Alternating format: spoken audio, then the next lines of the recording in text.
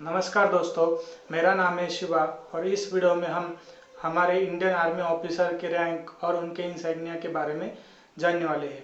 हमें तो बताइए कि हमारी जो इंडियन आर्मी है वो दुनिया की 3 नंबर की स्थायी रूप से जानी जाने वाली आर्मी है। इसके अंदर 13,25,000 बॉर्डर फ्रंट एक्टिव पर्सनस है और 21,43,000 जो एक्टिव रिजर्व पर्सनस है।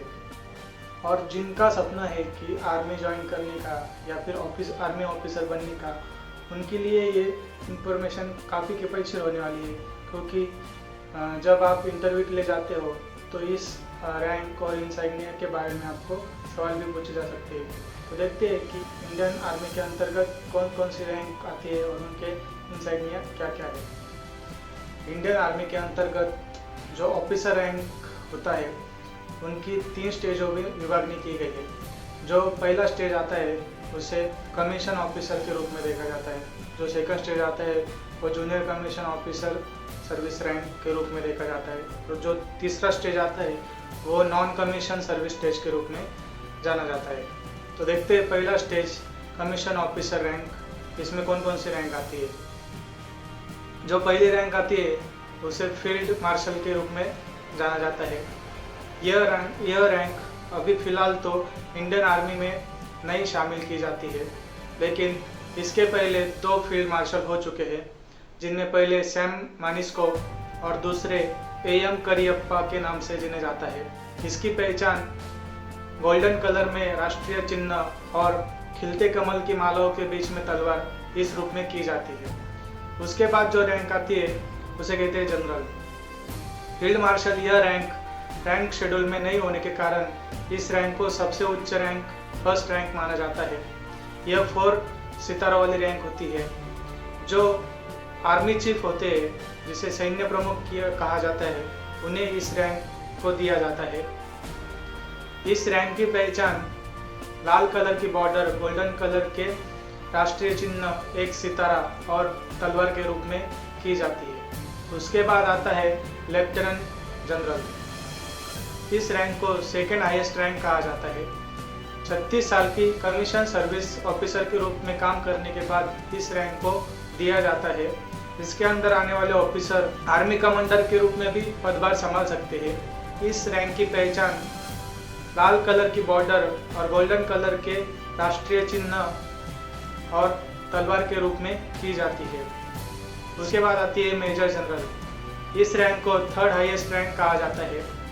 32 साल की कमीशन सर्विस पूरी करने के बाद इस रैंक को दिया जाता है। इस रैंक की पहचान लाल कलर की बॉर्डर और गोल्डन कलर में एक स्टार और तलवार के रूप में की जाती है। फिर आती है ब्रिगेडियर रैंक। इसे 4th हाईएस्ट रैंक कहा जाता है। 26 साल की कमीशन सर्विस कंप्लीट करने के बाद ऑफिसर का प्रमोशन चयन के द्वारा किया जाता है। ब्रिगेडियर यह रैंक 4थी सबसे हाईएस्ट रैंक मानी जाती है। इसका प्रमोशन चयन के द्वारा किया जाता है और 25 साल की कमीशन सर्विस करने के बाद ऑफिसर का प्रमोशन होता है। इसकी पहचान गोल्डन कलर में राष्ट्रीय चिन्ह और त्रिकोणीय रूप में 3 स्टार के रूप में की जाती है। फिर आता है कर्नल रैंक। यह सीनियर रैंक के रूप में इसकी ओर देखा जाता है। यह फर्स्ट हाईएस्ट और सेकेंड हाईएस्ट रैंक मानी जाती है। इसके अंदर आने वाले ऑफिसर रेजिमेंट कमांडर के रूप में भी पदभार संभालते हैं और इस रैंक की पहचान गोल्डन कलर के राष्ट्रीय चिन्ह और 2 स्टार के रूप में की जाती है। फिर आता है लेफ्टिनेंट कर्नल। यह रैंक सबसे सीनियर रैंक मानी जाती है।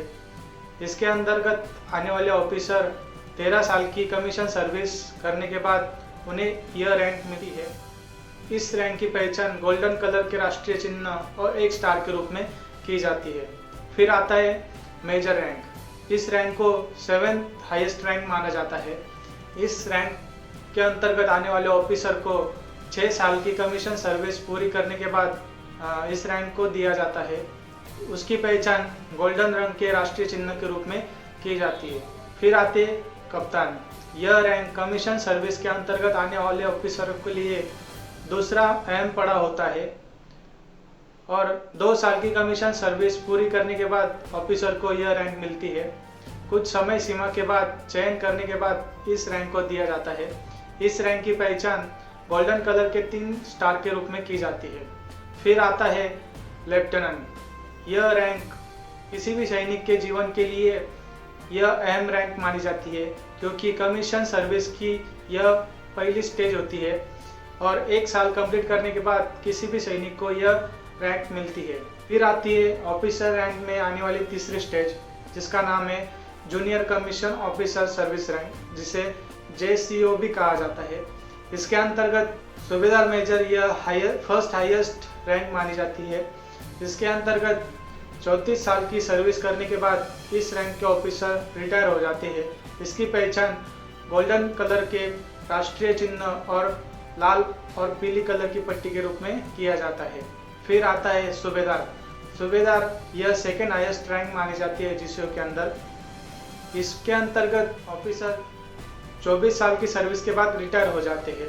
उनकी पहचान गोल्डन कलर के 2 सितारा और लाल और पीली पट्टी के रूप में किया जाता है।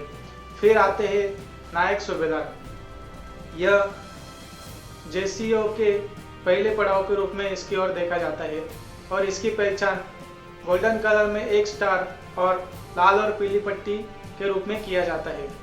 फिर ऑफिसर रैंक के तीसरी स्टेज आती है, जिसे नॉन कमीशन ऑफिसर रैंक कहा जाता है। हवलदार, नायक और लांस नायक आते हैं। जो हवलदार होते हैं उनकी पहचान लाल और पीली 3 पट्टियों के रूप में, जो नायक होते हैं उनकी पहचान लाल और पीली 2 पट्टियों के रूप में, और जो लांस नायक होते हैं उनकी पहचान लाल और पीली 1 पट्टी के रूप में की जाती है।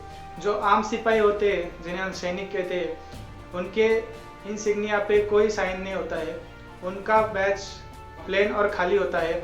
उनकी पहचान उनको मिलने वाले कोड के ऊपर से की जाती है। तो दोस्तों, ये थी कुछ इंडियन आर्मी के बारे में कुछ रोचक बातें और उनकी रैंक और उनके इंसाइग्निया के बारे में कुछ जानकारी। अगर देखा जाए तो कोई भी रैंक यह रिटायर नहीं होती है। रिटायर होता है तो बस वो ऑफिसर।